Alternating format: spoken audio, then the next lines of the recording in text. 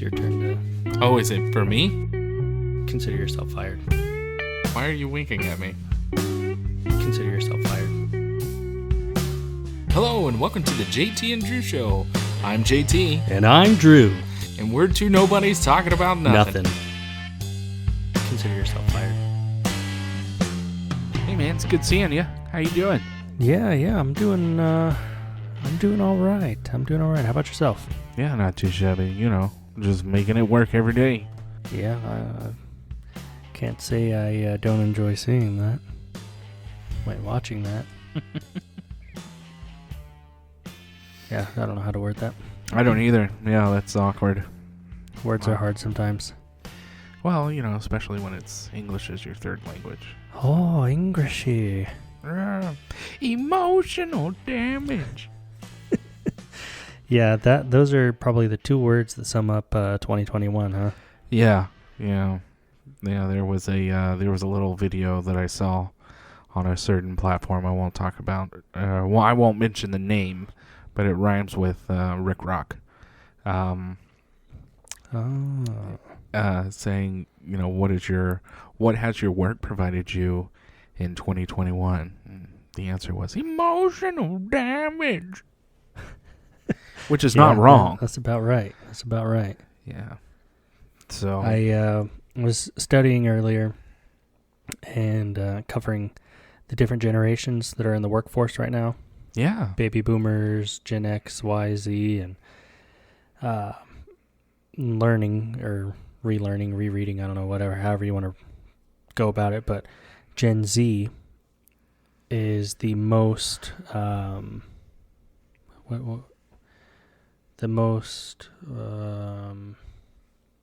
do you say it? Where they're the most likely to be depressed and anxious. Okay. Yep. Why? Did it give a reason why? Well, some of it was attributed to growing up through the early 2000s and seeing, like, I don't want to put the two on an even playing field because they're not, but saying that they grew up through the depression, if you will, of 2008, where the economy tanked and all this crap, and, you know, them seeing that and living through that makes them now, today, they are more money aware, conscious. They're more likely to save up and not go so radical as like maybe us Gen Yers would be. And so I got that question wrong on the knowledge check. I was like, oh, people saving money and this and that. And they're a little bit more, you know, aware of their surroundings, if you will, or their future. Yeah, this is going to be either like Gen X or Gen Y. No, it was Gen Z. I didn't take them for that. I took them for more as a, hey, let's just go for it. And then we'll cry about it when it doesn't go our way. Which I guess is where the anxious and depression comes in. Well, you think about it. The generation before you is always going to have a problem with your generation, and then we're going to have a problem with the next generation. Yeah, did mention that. Yeah. So, I mean, I guess I was brought up by baby boomers. Like, my parents are baby boomers. So, I don't it was a lot of character building. Not a lot of, like, oh, you feel bad, let me give you a hug, you know, kind of, and I'm fine, everything's fine. Yeah. But I mean, it is what it is. I mean, I still get emotional every now and then. I think I'm more like my mom, where I'm just kind of like, you know, if I'm trying to tell somebody something and they don't understand, and I've already explained it, I don't know, 15,000 times, or I just to the point where I'm just like, you know what, you're just a blooping idiot, you know, you know. I do get emotional that way. Or if I say no and whatever the subject I had already said no to continues. And it's, I've already said my answer. This is my, what part of no do you not understand? The end of the yo. So, Right. that I grew up with that.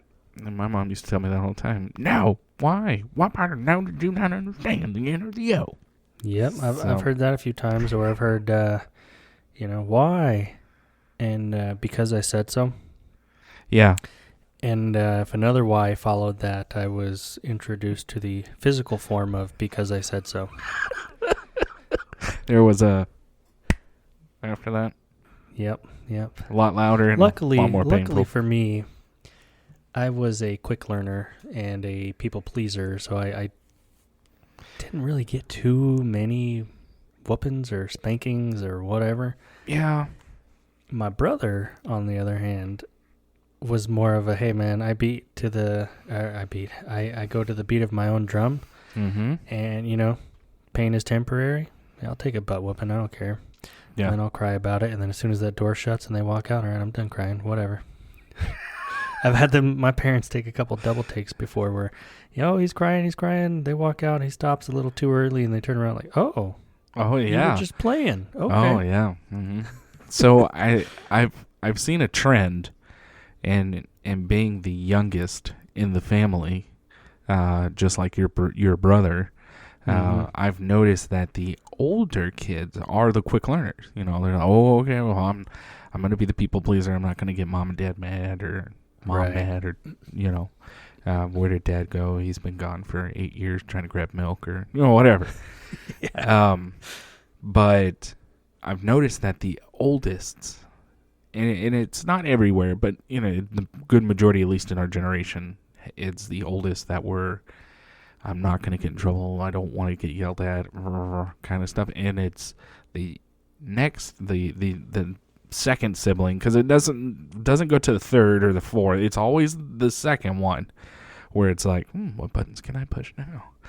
And my mom always told me payback is hell, right? And my oldest is kind of like the people pleaser in a sense. But my second child is a hellraiser. And my mom, ever since I've had her, has been, payback's hell. And I just, and I'm like, yeah, but I don't remember being this bad. And then I think back to, yeah, but I wasn't stuck inside with paranoid parents all the time. Like, I'm paranoid. I'm so worried that the moment my kids step foot off my property or off the whatever house we were living at, that there was going to be the guy with the van that said free candy on it, and my kids were going to go, do you have Snickers? Such a distinguished gentleman in his vehicle. Well, I mean, it's a truck now, but I guess I've got to re-put the words on it. But no, I know what you mean. And, I think like you were saying earlier, with every generation having the same thoughts, I think our parents probably thought similarly with us. However, I think it gets worse with time, right? Because technology, because of the population. I mean, when we grew up, we were outside playing in the streets, getting dirty, ripping holes in our pants. And I remember my parents just telling me basically, I had the whole neighborhood. It was like, just don't cross this busy intersection. Yep. Or, if I wanted to cross that busy intersection, like if there was a friend that lived on the other side or what have you, we would coordinate that ahead of time. Or my parents would drop me off, or they would know that we would have the understanding, okay, I have permission to go and do this. Otherwise, I had the whole neighborhood and the backwoods and everything. Yeah. Just be home by dinner time. Exactly. Yeah. Be home before the lights came on. Or, because that was usually our dinner time. Or, once you got there, you had to call and say, hey, I'm here. Yeah. Because we didn't have cell phones. Although, one really cool thing is my dad had a car phone. And, yeah. And he had that thing up until, so, you remember Southwestern Bell? Oh, yeah. Okay. You remember Singular? Yep. And do you remember how AT&T took over Singular? Mm-hmm. Okay, so my dad got that phone when Southwestern Bell was the was the phone company for the Metroplex, and he didn't turn it back in until a few years after AT&T had taken over Singular. Oh, wow.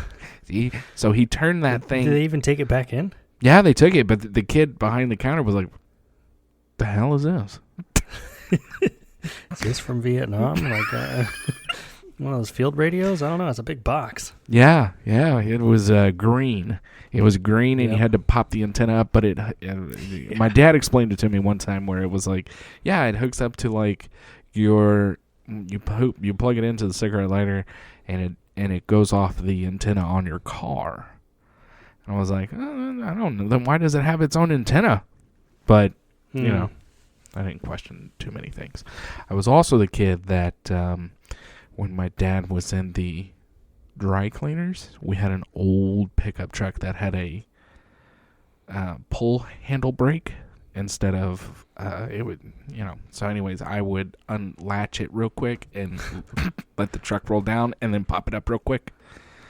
So by the time my dad was out of the dry cleaners, the truck was like halfway out of the parking lot or out of the parking spot, like into traffic, and he would be like, "Did you touch the truck?" And I was like, "I don't know. I just try to roll it back, man." Touch the truck? No, I've just been sitting here the whole time. Yeah. So I remember when I first started driving, I guess it was about, 14-ish is when they were letting me learn and whatnot. yeah. 15 got my permit, but I was driving my mom's like 1990 whatever Nissan Sentra. Okay. And I mean, it was just a box on wheels. Yeah. And it had the electric seatbelt, if you remember that. When you Yeah. open the door, the seatbelt would go down, and then when you Yes. sat down and shut the door, it would come back up. And That was fancy. I thought that was so cool. Yeah. And then I got to drive my mom's Buick, which was her mom's Buick, for a while, and the struts had gone out on that. Oh. And I'm driving around in Irving, and if you know anything about Irving, there's not a straight road on it. Everything is bouncy and pothole, and I mean, dude, Yep. you would think that car had like what do you call it, hydraulics. It was just, you're just bouncing the whole way down Beltline, and it was a good time. Oh my gosh, yes. Oh, those were the days. Yeah. Yeah. So, anyways, what you had mentioned earlier that there's some hot topics that you wanted to touch up on. I did, but before I get into that, real quick, because a couple episodes back we were talking about radios, right? Yes. And I wanted to let you know that we did a range test today. I was leaving a store, and I have a new mobile in my truck, right? So I took out the CB antenna, and I mean the radio is still there. So if I want to use it, I guess I could, if I put the antenna back, but I probably won't. But with our GMRS, so I have a GMRS B-Tech 50-watt radio. Mm-hmm. And we did a range test, and from my house, because you know where my house is, at 707. Okay. Loud and clear. Really? Yeah, even past the mountain, man. That's awesome. Yeah. So I wanted to get that on there and make it official. But yeah, we range tested, at least from there. I didn't try any further back, but it was onto the handy. So I left the handy here. However, the person I was talking to didn't know how to work it, so she would text me back. She'd be like, "I don't know how to work this thing." All right, well, I'm gonna ask a question and just respond back to me. But she thought it was pretty nifty that far away was she could pick me up. Yeah, I mean, that's just about in town. Yeah, just about. Just right on the And, outskirts. yeah, man, that's awesome. So, wanted to let you know that. But anyways, on to today's topic. I actually let the interns come up with a few topics, subjects. Exciting. Yeah, man. So, and I'm gonna. They wrote down 5, but I'm only gonna do the 2 that I think is interesting, and we can just pick one from there. So, yeah, sure. One of the subjects the interns came up with was microcrops. Microcrops. Yeah, microcrops. Or animal abuse. And they thought that, all 5 of them they thought were pretty cool, but they thought those would be pretty interesting to hear on the podcast. Yeah, definitely. For our opinions, research, and stuff. Well, I'll tell you straight up, I don't know anything about microcrops. Well, then we will skip that one. And I had a feeling that we were going to have to do this. I should have texted you the list earlier, but I wanted to surprise you. No, yeah, no worries. I'm intrigued. I'm trying to run through my memory now to figure out, do I know what these are? But no. So, just a quick overcap. I mean, we don't have to get into it, but microcrops could be something that you grow indoors, or you could do outdoors.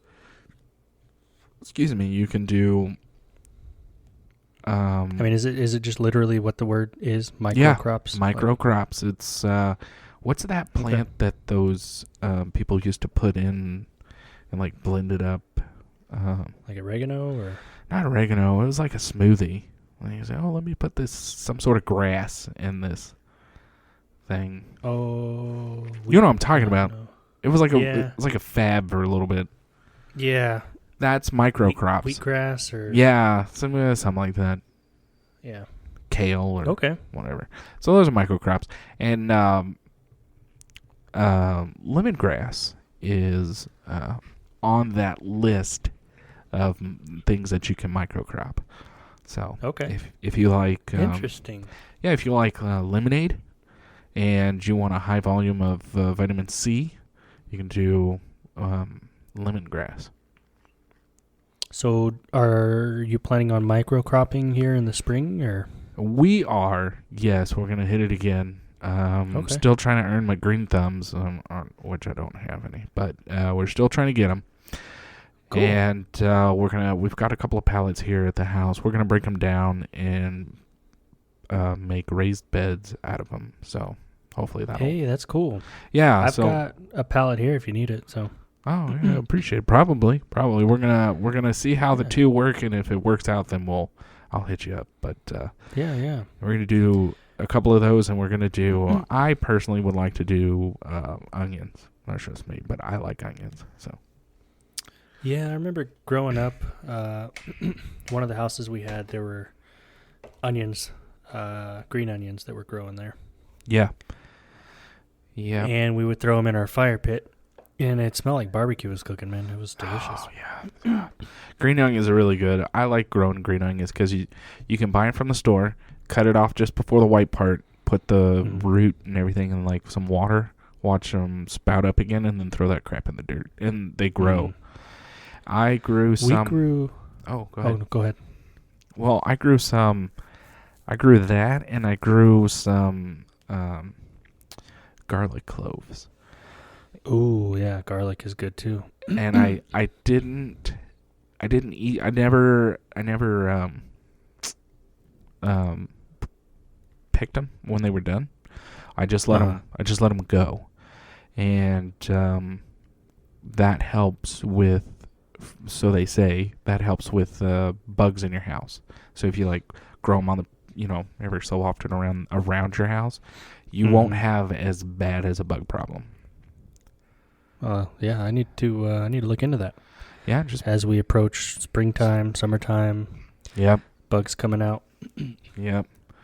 So it's a topic maybe for another day, but it's one that our listeners can kind of get into, and there's a lot of vitamins and minerals in microcrops that if you want to take an alternative living thing, or are you trying to be healthier, you can do that. I think sprouts. I think that's the word. I'm not 100%. Don't quote me on it. But grew chia. I think it was basil.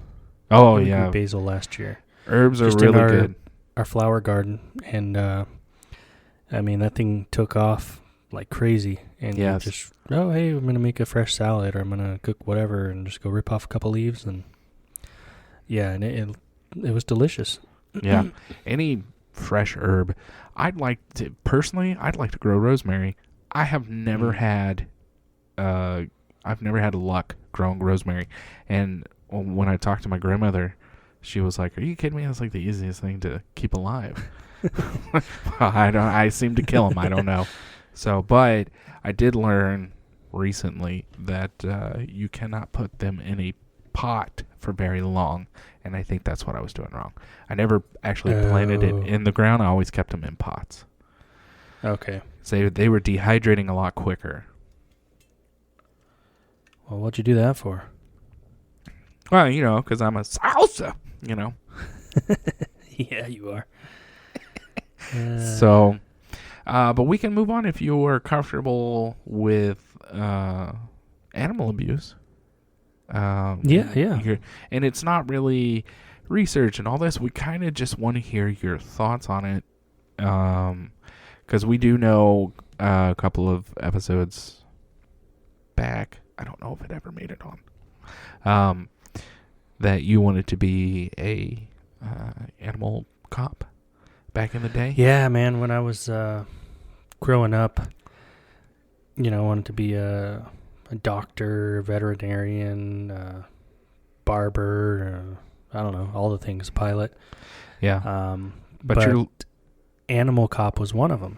Yeah. And your love for animals have never stopped. And it hasn't for us either over here. But, just what are your reactions? What are your thoughts on seeing an animal? Obviously, we know the answer is going to be, I don't know, I don't like it. But how are your feelings on when you see stuff like that? And I'll let you take it. Well, it's a good question. I'm not sure at what temperature degree blood boils, but mine definitely boils at that point. Yeah, no kidding. I think a lot of things in nature happen for a reason. There's a food chain, and this animal eats that animal, and there's survival in there and all this stuff. Where I get upset is when animal cruelty is happening. You have a domesticated animal, for example, a pet, and the pet is helpless, and somebody is going above and beyond to be mean or cruel or abusive or anything like that. A couple of years back, one of the houses catty corner to mine would tie their animals up outside. They had a little dog and a big dog, and the one would be chained up to a tree. Yep. And maybe have like a foot or two of leash to walk around, which is nothing. Nope. And the little one was tied to a trampoline, and about the same, maybe a foot or two of room to move around. And they would get food every now and then. You'd see a food bowl out there if they didn't knock it over, or water, or what have you. But at this time, it was winter, and we had a pretty cold winter last year. They were outside, or not last year, I'm sorry, this was a couple years ago. They were outside, and it would be 30-something degrees, 20-something degrees, and it's not like, well, I'll let my dogs out to go to the bathroom. It's like they're out all day, all night, overnight, the next day. The big dog used to bark a lot, and then it got to the point where I just ran out of energy, man. It wouldn't bark anymore when it saw us. It wouldn't nothing. It was just curled up in a ball shivering. Jesus. And, that made me very, very mad. Because they're helpless. Yeah. It's not like they're just out in the yard, somebody dumped them, and, hey, they can run to somewhere warmer or try to find help or something. They're stuck. Yeah. how would you like it if that were you? I mean, it wouldn't be any fun. You gotta pee, poop, and eat in the same area and sleep and try not to roll in it and all this other stuff. And I don't know. Definitely do not like it. And I pulled up for here in Texas animal cruelty law. Animal cruelty is a felony in Texas and punishable for up to 10 years in prison with a fine of up to $10,000. So what I had done, because there's usually always something you can do. And again, you kind of have to look up the laws because there's a lot of red tape involved as well. Yes. And like I wanted to, who do I call? Do I call the SPCA? Do I call the cops? What do I do? But I had to wait till there was an actual crime being committed, right? You can't just preemptively call them because I don't like what I'm seeing. Right. I mean, if it's not breaking the law, then they're not going to do anything about it. So it sucked. The animals obviously weren't happy and they were suffering, but I had to wait till it dropped to a certain temperature before it was considered cruelty. And I took pictures. I went to the SPCA website. There was a link that you could submit your complaint. I submitted my complaint, attached the pictures, all the information that I had. And within a couple days, the animals were removed. That's so good. I'm not sure if, yeah, I was excited. I'm not sure if they went to the pound or rehomed or I don't know, but they definitely weren't tied up to a tree and a trampoline anymore. That's terrible. You see these commercials with that lady. God, which Sarah McLachlan. Yes, that tear at your heartstrings. But I mean, come on, like, why would you treat your animals that way? If you truly like the animal, you get the animal because you like it, and then they don't turn out the way that you want them to. You just leave them outside. And you're like, oh yeah, I have a dog, and I have a cat, or I have a whatever it may be. Now, you did. You went the SPCA route. For the listeners here, at least in Texas, is it possible for them to contact local law enforcement, not 911, but like the non-emergency line? Yeah, they can contact the non-emergency line.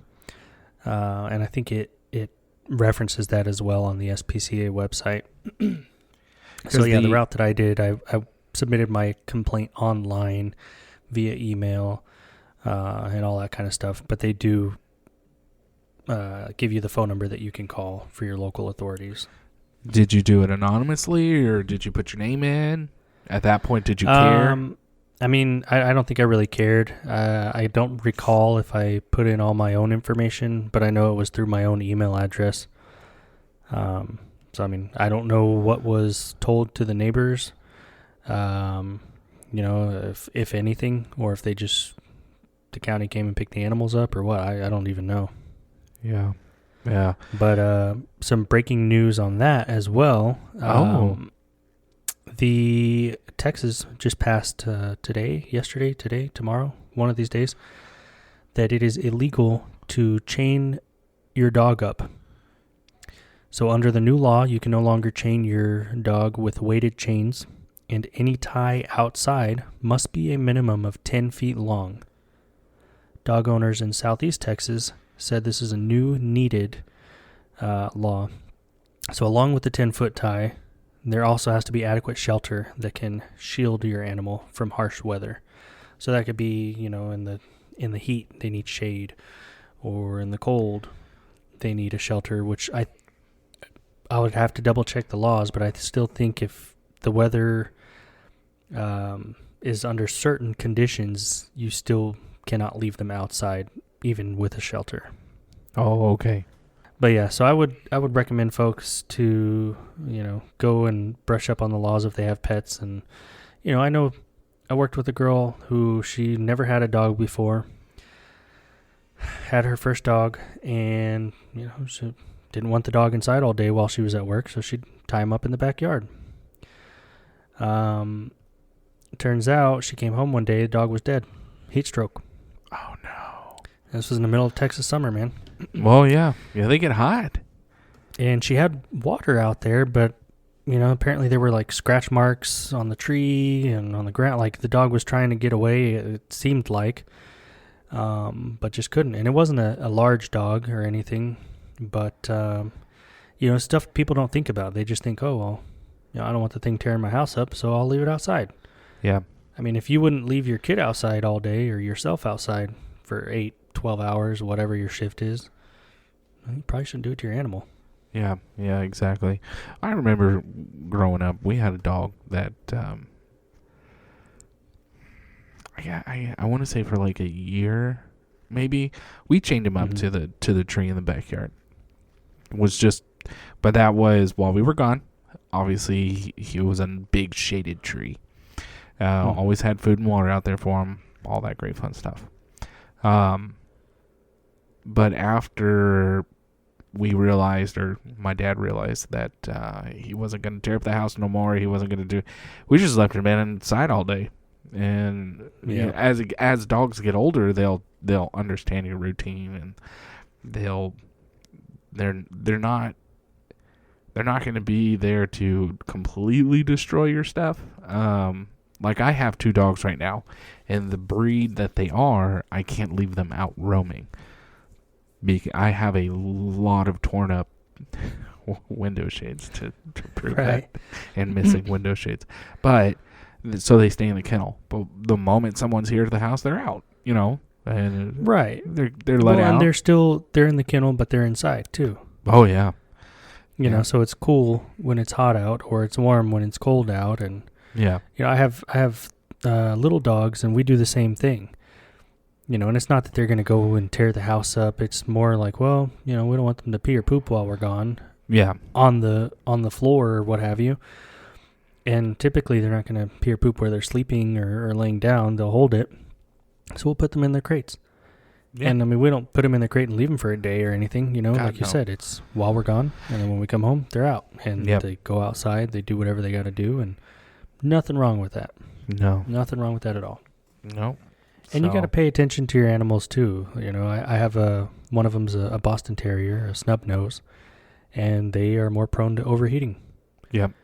They sure are. And a lot quicker than the other dogs as well. So she, in particular, can't stay outside as long as the other ones before she's already panting and slobbering and all this other stuff. But she'll let you know. And she goes on attack mode anyway. So with the fence with the neighbor dog. That is true. Yes, she sure does. Yeah. She's got a Napoleon complex, that's for sure. But yeah, man, I definitely think people should, if you're gonna have a dog or a cat or a gerbil, whatever your pet is, you have to realize it's a big responsibility. It's not like I see those memes around Christmas time. A puppy isn't just a gift. It's a 15-year commitment or responsibility or whatever. And it's not wrong. It takes a lot, and you got to feed them. You got to keep them vaccinated or healthy or whatever, It's not just something, I went and bought it and, I don't take care of it now. Right. Well, then you shouldn't have bought it. Yeah, exactly. Or you shouldn't have obtained it in the Walmart parking lot, or right. Because they're there. Yes, sir. Yes, sir, they are. So, yeah. But, all right, man. Well, hey, good talking to you. I know it was short. But really good to see you. Yeah, it was great seeing you, too. Thanks for the mac and cheese. Yeah, man. Anytime. That's what to do. So, yeah. All right, yeah. We'll get out of here, and everybody have a great day. Peace. Wait. Hang on, man. Let me ask you a question. Do you remember when we talked to Grandma last? The one where, quote unquote, Uncle Bob was there. Oh, yes. Oh, my gosh. I was trying to forget that. Dang, dude. I had to Thanks bring for it the back. reminder. You're welcome. I'm sorry I'm scarring you, but I had to bring this back because I did Emotional damage. Emotional. I did some digging, and Okay. I have found out a little bit about Reporter Bob. Let me play this for you. No Okay? way. Yeah. Okay. Okay, let me play this for you. Hello and welcome to Zam Zap Boom, KB Bo Boo News, with cameraman Steve and your almost award-winning reporter in the field, Reporter Bob. Let's go ahead and check in with Reporter Bob in the field right now. What do you have for us, Bob? This is Reporter Bob coming from to you recorded with breaking news. In late August, there were a flock of zebras that seemed to have fled an Upper Marlboro farmstead in Maryland. This flock of duos used to be a gaggle of trios, but one got caught in an illegal snare trap on the neighboring property and died soon after. Must have had a bad poker hand. So stay close to the news as we will be bringing you updates to this. This is Reporter Bob from Zam Zap Boom, KB Bobu News. Alright, Steve, that seems to be everything. Let's go ahead and wrap it up. Steve. Oh no, is that the salsa? Oh, my God. Okay. I'm telling you, that's Reporter Bob. Oh, man. You can't make this stuff up. No, you can't. I mean, almost award-winning. Like, I didn't even know that was a thing. Coming from Tula. That's what he said to us on the phone Yeah. at Grandma's house. What the heck, man? I don't know. Hey, man, I think I'm gonna go to her house and just kind of leave a little recorder there, and just kind of see if I can make sure this guy's kind of treating her right or whatnot. Ooh, here's a better idea. You should go over there whenever he's there. You know, introduce yourself, meet him, all that stuff. Yeah. Sit next to him, and then let one go, and then look at him and be like, Reporter Bob, gross. And let Grandma taste that a little bit, and she'll kick him out. Beautiful. As long as we're tracking. As always, we'd like to say thank you for stopping by and listening to the podcast. Yeah, we realized that you could have been doing anything way more productive, but you chose to waste your time with us.